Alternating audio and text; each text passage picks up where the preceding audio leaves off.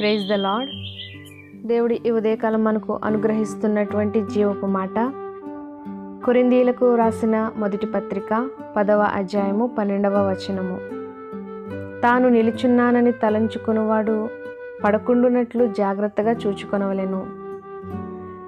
ఇప్పటి వరకు నేను బాగానే ఉన్నాను, చక్కగా నిల్చున్నానని తలంచి అజాగ్రత్తగా ఉంటున్నారేమో.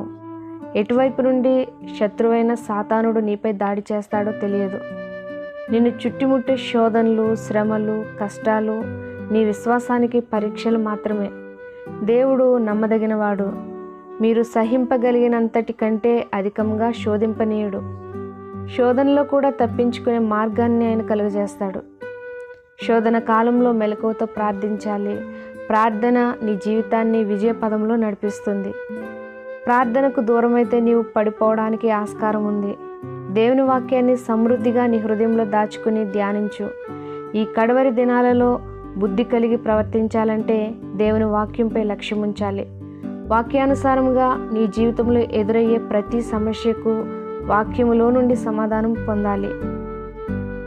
నీ స్వంత ఇష్టాన్ని దేవునికి సమర్పించి దేవుని చిత్తాన్ని నెరవేర్చుటకై ఆయన బలమైన చేతిలో పదిలంగా నిలిచిపోవాలి.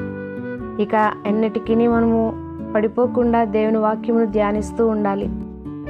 దేవుని వాక్య ప్రకారము నీ నోటి మాట, నీ హృదయ ధ్యానం దేవునికి అంగీకారంగా ఉండుటకు జాగ్రత్త పడాలి.